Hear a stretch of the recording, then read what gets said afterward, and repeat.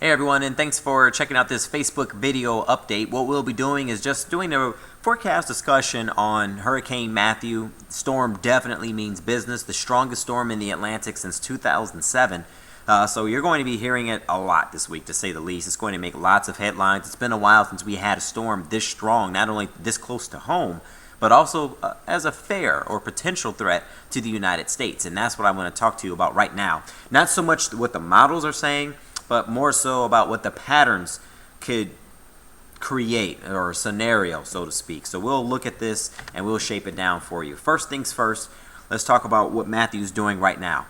Winds at 140 miles per hour. We're not factoring in the gust at this time, but yes, they could easily reach 160 to 185 miles per hour. This storm means business.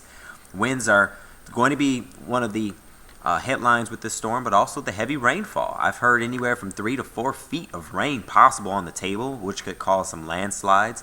Now all of this, or mudslides I should say, all of this is going to be the major effect that it could have for the islands, Jamaica, Haiti as well. As you can see, it's already 140 miles south of Haiti currently, and it's moving north at 7 miles per hour, so it's taking its sweet time. Let's dive into the latest update from the National Hurricane Center. It has this system moving through this area through the midweek. By Wednesday, it finally begins to clear Cuba, eastern Cuba and Haiti and Jamaica, and then it starts to bear down on the Bahamas. Now let's jump ahead towards the later part of the week, towards Friday and Saturday, and now we're talking about the southeastern United States being in play in that cone of uncertainty, and it's going to be the western side, or the left side of this cone of uncertainty, that is going to be causing a lot of forecast headache and no doubt concern as this storm bears down on the area. Here's a look at the upper level pattern, and one thing that I've been taking note of are what the atmosphere could be doing potentially around the time that Matthew is making its way up the coast. And I find that there's going to be a high pressure built in here, a ridge, and this is like a gate that's open for a hurricane to make landfall. But I also see this baroclinic zone here, which is a front that will be diving southeast around the same time that this storm is moving in a northwesterly direction. With that said, timing is everything, because this front does have the potential to kick Matthew back out to sea. The big question is, will it be able to make landfall in the near or in the Carolinas before this front takes it back out? That's going to be the big forecast question going in, and that's what I noticed that the models are trying to pick up on. This is what it looks like on more of a forecast model that you're probably more familiar with seeing. I did blend this.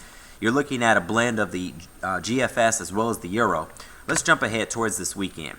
So here's that ridge I was talking about. Like I said, a pattern like this is like opening the door for a hurricane, if it's there, to make landfall, and there it is. Black lines represent the GFS. Gray lines, or isobars, represent the European model. This is going to be moving up in about a northwesterly direction, and based on the front, the blending of these two models, it does pick this storm up and kick it back out to sea, out into the Atlantic.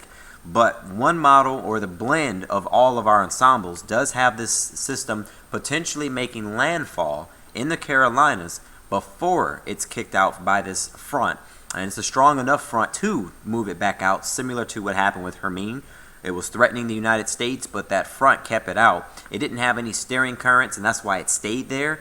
This one may completely kick it out, where it won't be meandering off the coast, but it will actually be leaving. That's the ideal scenario for the mid-Atlantic. That ideal scenario is still in play or on the table at this time, but there are still a lot of forecast uncertainty, and that's why I wanted to bring this to your attention. Because in today's update, I did notice that the National Hurricane Center's track did shift towards the west. So instead of bouncing back and forth with the model trends, just wanted you to know what everyone's paying attention to. It's going to be the positioning of that front and that high pressure, and how the two of those work together to steer Matthew. We'll keep you updated throughout the entire event here at abc2news.com.